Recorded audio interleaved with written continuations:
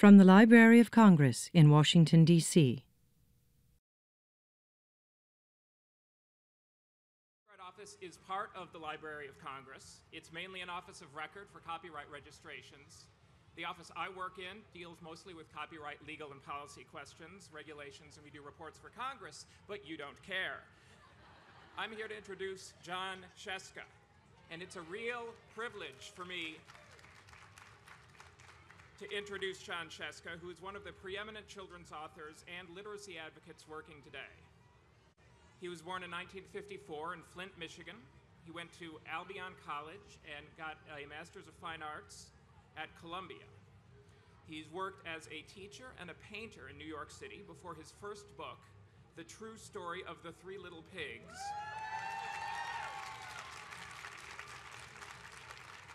illustrated by Lane Smith, was published in 1989. It has since sold over 3 million copies and been translated into 14 languages. Working with Lane Smith and other illustrators, Jon has written a number of other popular books, including, and please hold your applause till the end, Robot Zot, Knucklehead, The Frog Prince Continued, The Stinky Cheese Man and Other Fairly Stupid Tales, a Caldecott Honor winner.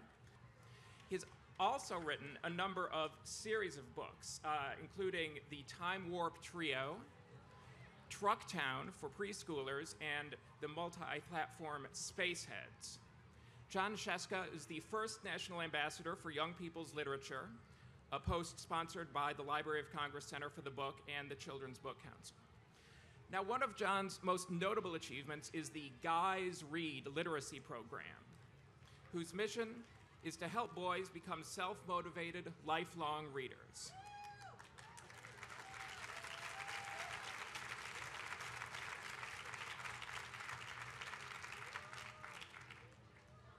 Spurred by research showing boys scoring worse on reading tests than girls and wanting to provide books that would inspire a love of reading in boys, Jon founded Guys Read as a program of the New York Foundation for the Arts. As part of Guys Read, Jon has edited a series of themed anthologies of stories aimed at boys. My own 9-year-old is currently enjoying the first one, Funny Business. Other titles focus on thrillers and sports, and the latest, Other Worlds, was just published last week. Before I bring Jon out, I need to mention that this event is being videotaped for a subsequent broadcast on the library's website and other media. The audience is encouraged to offer comments and raise questions during the formal question and answer period, but please be advised that your voice and/or image may be recorded. I'm good at this, I'm a lawyer. May be recorded and later broadcast as part of this event. By participating in the question and answer period, you are consenting to the library's possible reproduction and transmission of your remarks. That said, please join me in welcoming to the National Book Festival, Jon Scieszka. Thanks, Liz.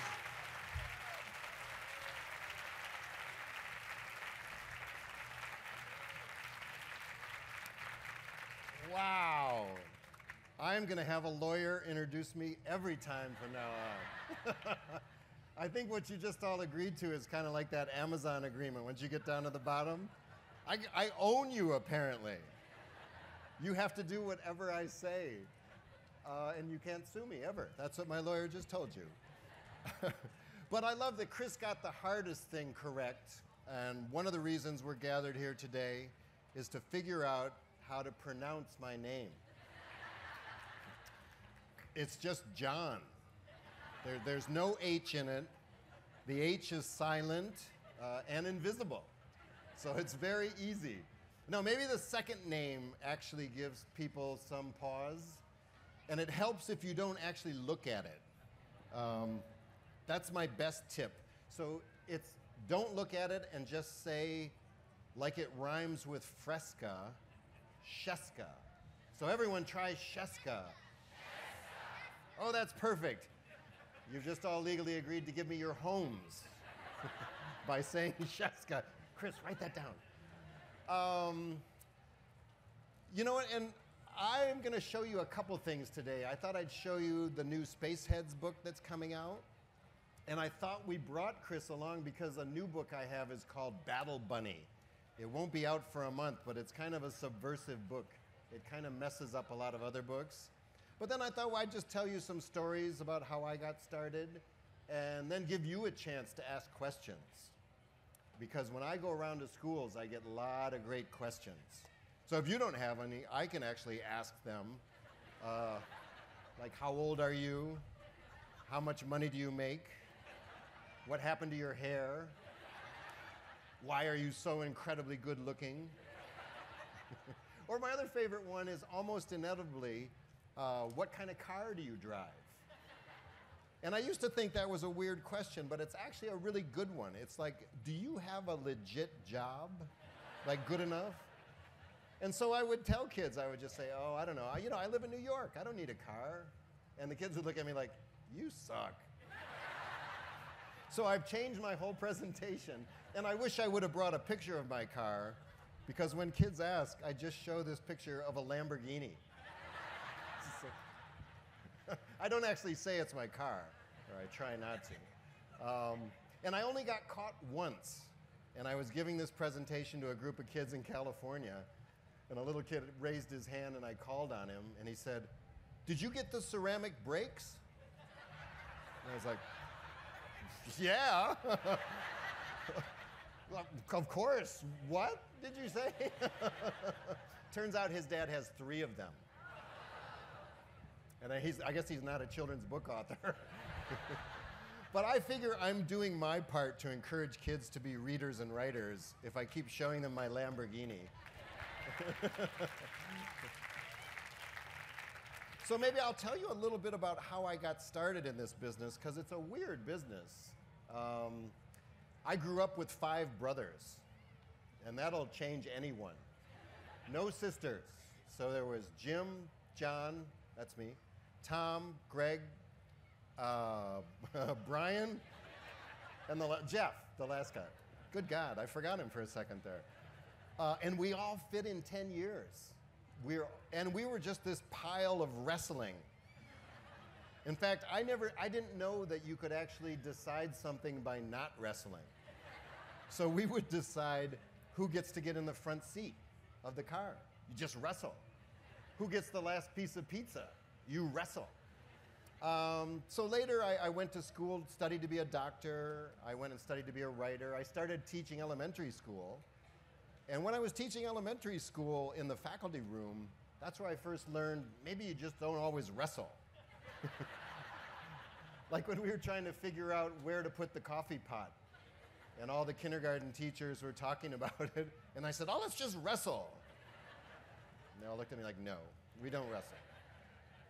So I think that's honestly where I found my audience. I taught elementary school in New York for 10 years, a little of everything from 1st grade through 8th grade. And I had the best time.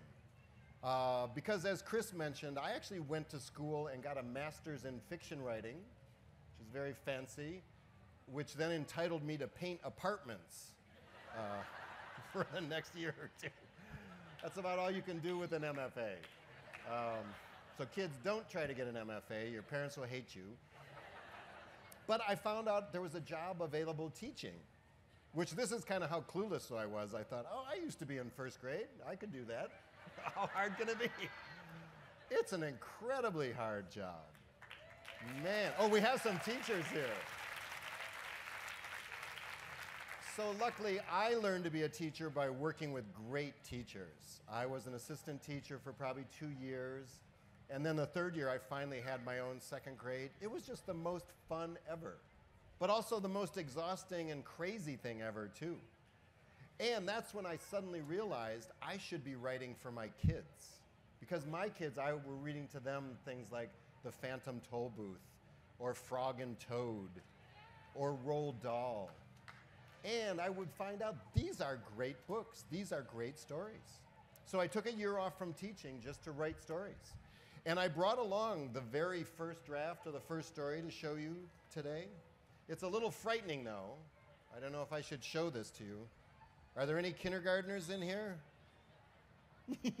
Someone just grabbed their head. Okay, you might want to look away when I show this, okay? Because it's the most frightening thing you will ever see if you're going to be a writer. Are you ready? It's the blank page. Yeah!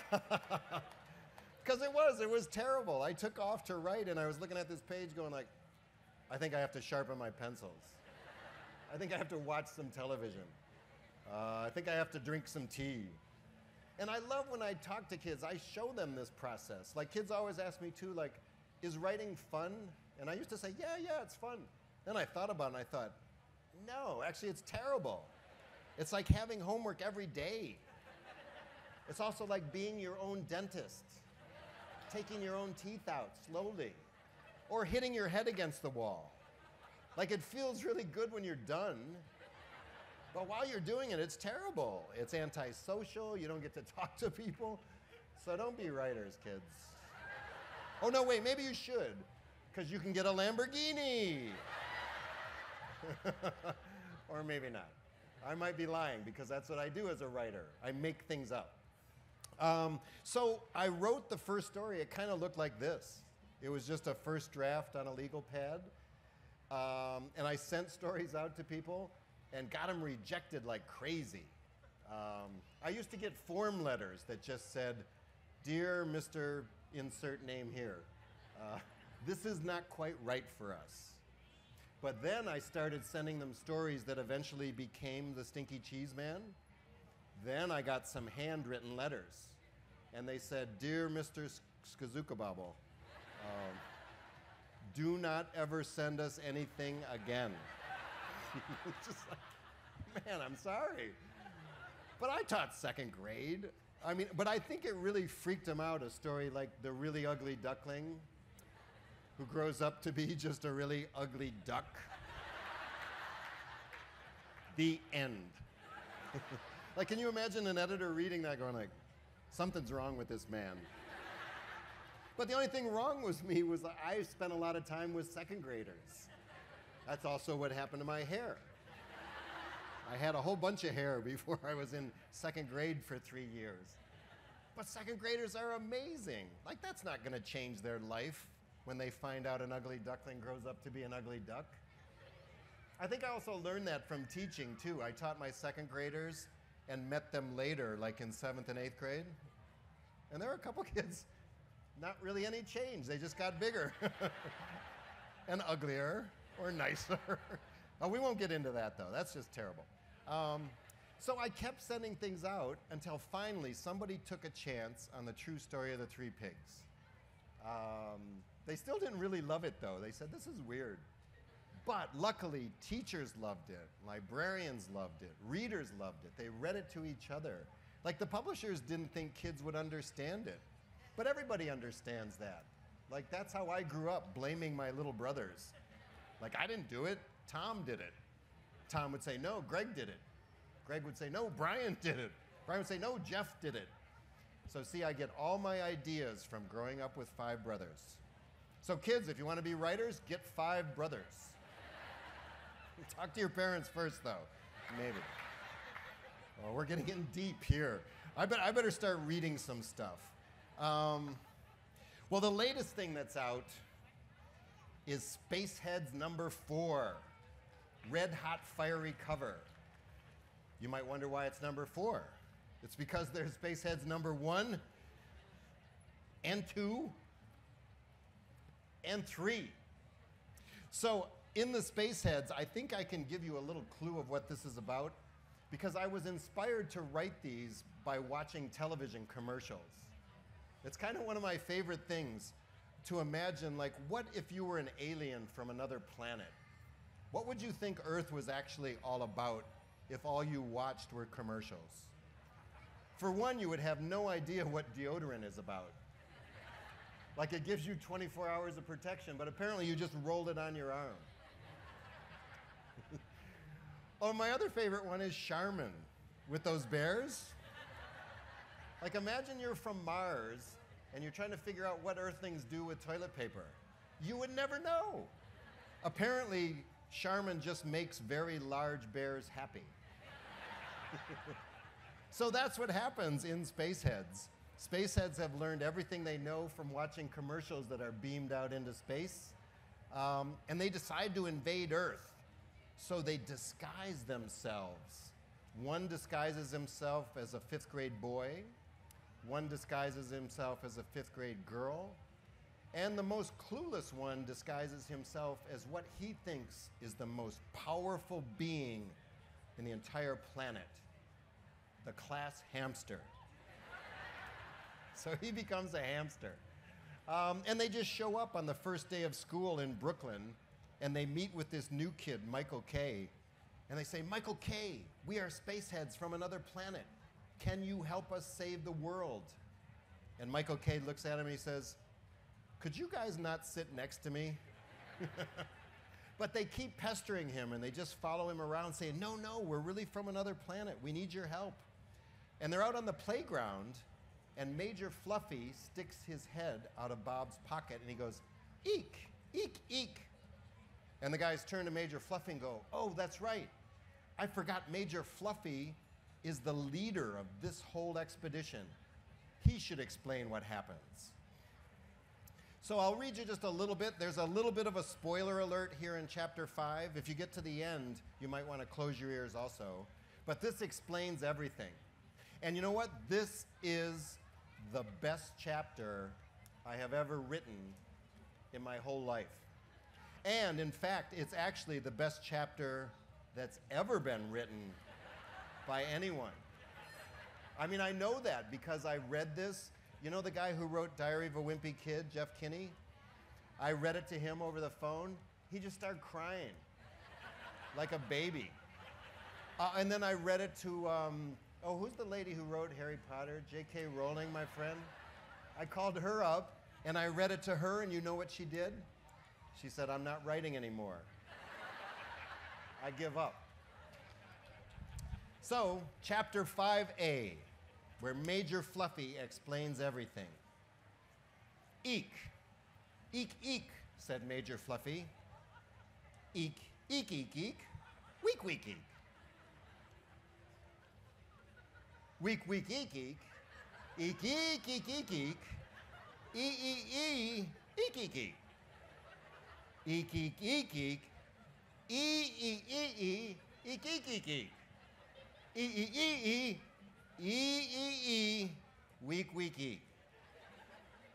Week, week. Week, week, week, eek. Eek, e. Oh, wait, I read that wrong. That's wee. Week, week, e. Yes, there's an entire chapter written in hamster.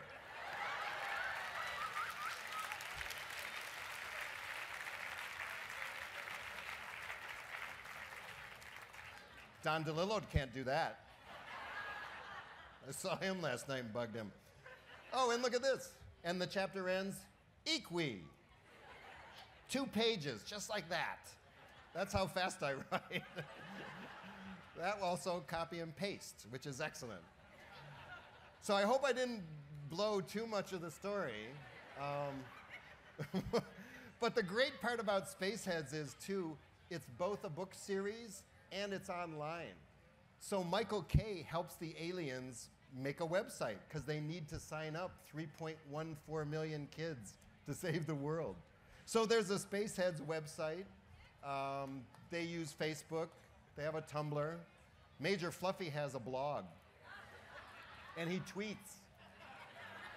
But in hamster.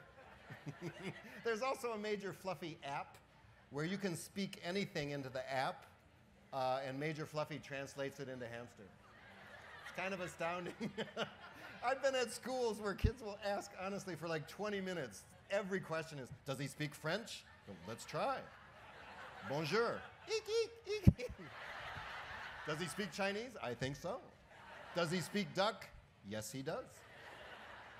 And so it's kind of handy for a writer. So you might be interested to know that in book 2, Major Fluffy gets in more trouble when a dog runs up to him. And the dog says, woof, woof. And Major Fluffy says, bark, bark. Bark, bark, woof, woof, woof. Tail wag, slobber, slobber, slobber. So he speaks dog in book 2, and he speaks to baby K in book 3, goo goo gaga, good guess, goo goo gaga for a whole chapter. So this is what writing's all about. Oh, some people are going gaga here, speaking of. Oh, can I borrow your Guys Read? Oh, thanks. And Guys Read I wanted to show you too. They're not available in the tent, but you can find them anywhere else, because this is one of my favorite things that I'm doing lately.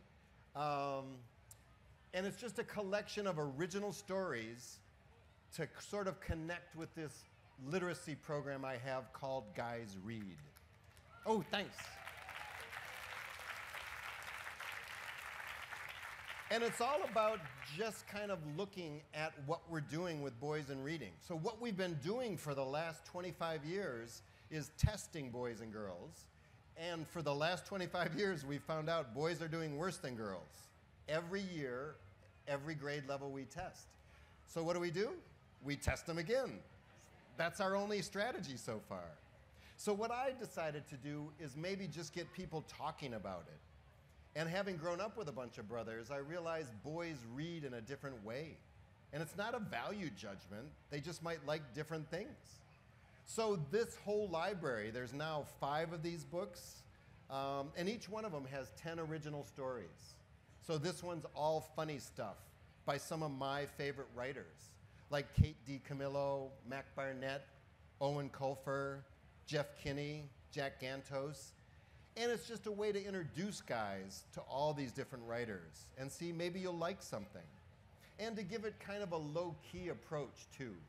Not to say you have to read everything, but maybe find what you like. Because I think that's what we all love to do as readers. Like, we're readers. We like to pick what we like. And boys like that too.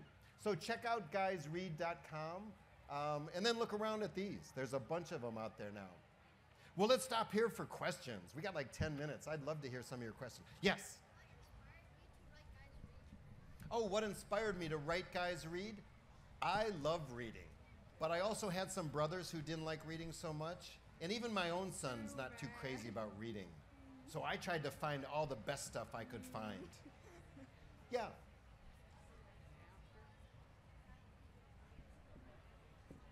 Oh, yell it out as loud as you can. What devices do I use when I'm writing? Oh, where can you download the Hamster app? Excellent question. On the, it's just in that great like mess of Apple Store, iTunes. It's free too, which is good. I would feel bad if I actually charged anything. Yes. Yay! I can just talk hamster. Oh, which one of my brothers was the oldest? Jim. But I'm the nicest. And the best looking. Oh, here's microphones here. That's even more convenient. Yes.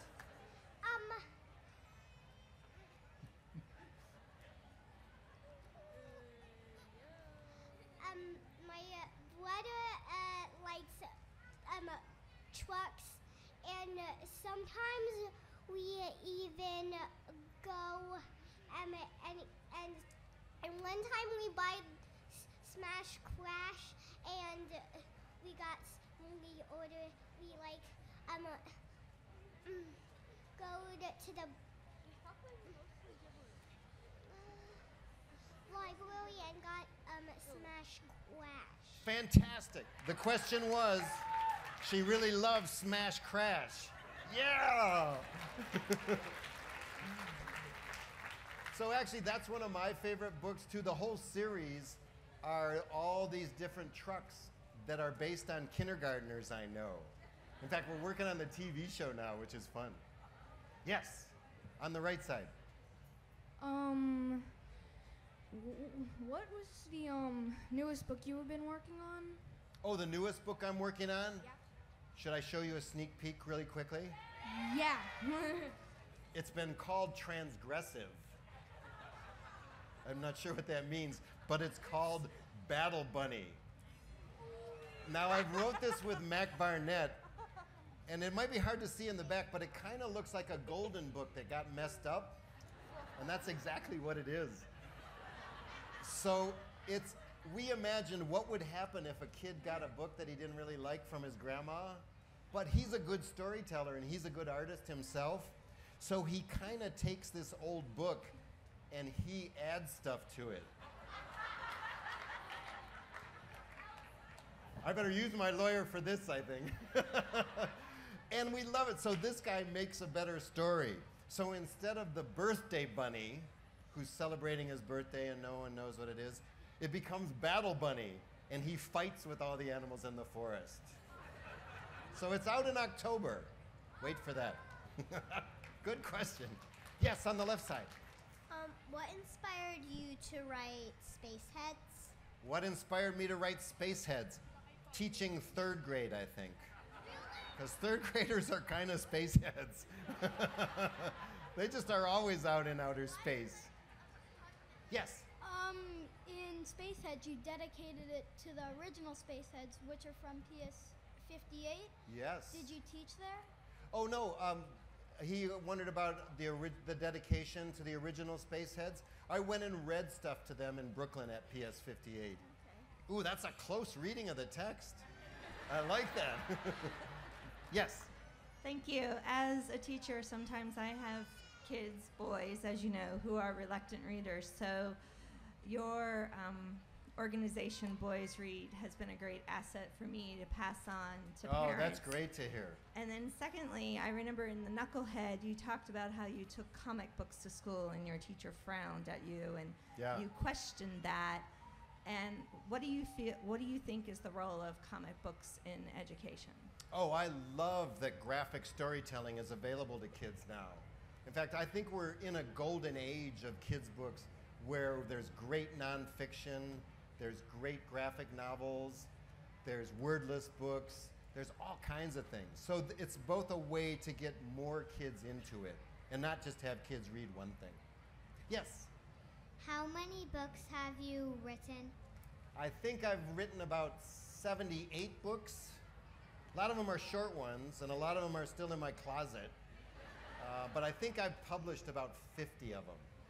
I haven't counted lately. That's a great question, though. Yes? What is your favorite Looney Tunes cartoon? What is my favorite Looney Tunes cartoon? I think it's the one where Bugs and Daffy are arguing over duck season, wabbit season, duck season, wabbit season. And then I think Bugs erases Daffy's butt. Excuse me? Yes. What's your favorite book? My favorite book so far is Battle Bunny. Because it's transgressive. Yeah. That's good. Yes. What color is your Lamborghini? What color is it? It's gunmetal gray with gull wing doors. V12. Maybe. Depends what the Google search turns up. Yes. Okay. As a disgruntled Columbia grad and a public school teacher in New York, I wanted to know, how long did it take you to write your first book while you were teaching at the time? Yeah, well, actually, I took off from teaching and just sat in a sad little office in New York and tried to write. And it probably took a couple weeks of writing, but it took a whole year of getting rejected before True Story of the Three Pigs got accepted. Yes? Why did you do Stinky Cheese Man? Why did I do Stinky Cheese Man? I think she's an editor. Oh, you know what? My daughter's favorite story was the Gingerbread Man. You know the one where the gingerbread man runs around and he smells so good everybody wants to chase him? She made me read that story like 5 million times. And I think I went crazy. And I wondered what would happen if the lady ran out of gingerbread. Then she'd make them out of something else, like really bad smelling cheese. And then nobody chases them. Is that a good answer? Sort of. Okay, I'm sorry. Yes? Go ahead. Did you ever have a mustache? Did I ever have a mustache? Not a good one. That's a good question, though. No, not a really good one. Do you think I need one? No? Okay, good. Next. What's your favorite video game? What's my favorite video game? I like that one where it's just a ball of stuff that you push around and collect more things. What's the name of that? Yeah, yeah. And you just collect a bunch of garbage. What's your favorite? Minecraft. Minecraft. Ooh, that's too hard for me. All right, guys, I promised Susan Cooper. Do you guys know Susan Cooper? Who wrote The Dark is Rising and some other really amazing stuff? She's giving a presentation right now, but I told her I thought my tent could probably make more noise than her tent. So I would like to video you all just screaming as loud as you can. On the count of 3. Are you ready? 3, 2, 1.